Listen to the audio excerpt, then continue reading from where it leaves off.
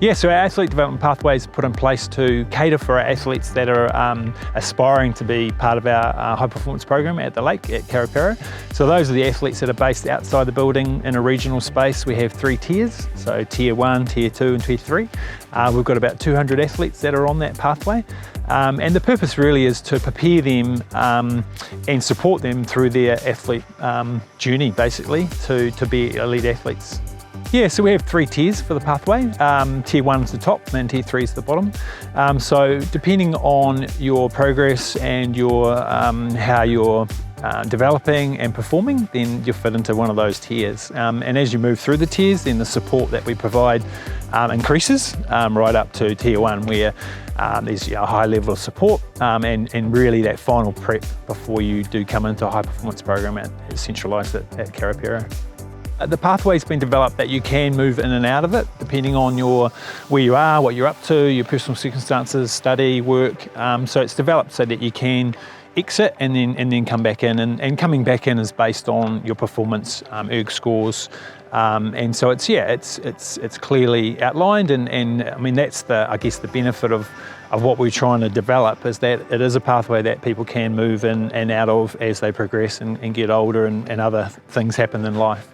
I mean, the pathway itself's only been in place for 2 years, so every year we're learning and we're continuing to evolve and improve, I guess, the understanding, the communication to the membership. I mean, the pathway replaces our regional performance centres, so it's ongoing, but the feedback we're getting is really positive with regard to what we're able to provide at each level, and I guess our staff that are in that space and the relationships they're able to build with those athletes.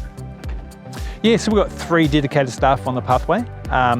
We've got Fiona Burke, who's what we call our international pathway lead. So her role is to look after athletes that are on the pathway but based outside New Zealand, and that's predominantly in the US. And then we've got Mark Stallard, who looks after the South Island based pathway athletes, and we're in the process of recruiting for a pathway lead for the North Island.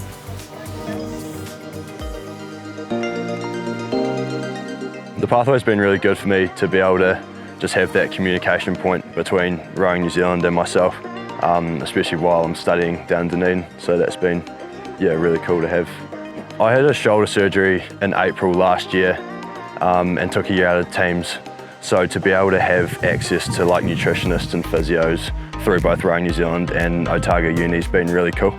And that's really helped my recovery and also like my reintegration back into rowing for Wairau and for uni and hopefully New Zealand. Nutrition has been really important for me to be able to obviously maintain weight while training pretty heavy loads, and also just gaining the knowledge around that which I didn't previously have.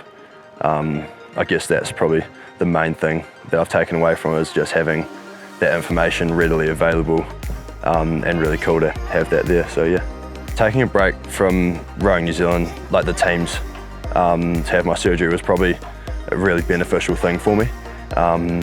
Just having that ability to be able to sort of not have a year out, focus on my studies and obviously recovering, and then to be able to come back in and still have that same level of support, I think has been really cool.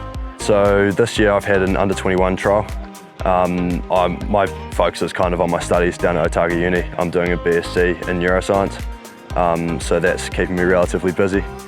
So 21's and kind of waiting till the point that I'm ready to move up when and if I feel the need to. So yeah, it's been cool.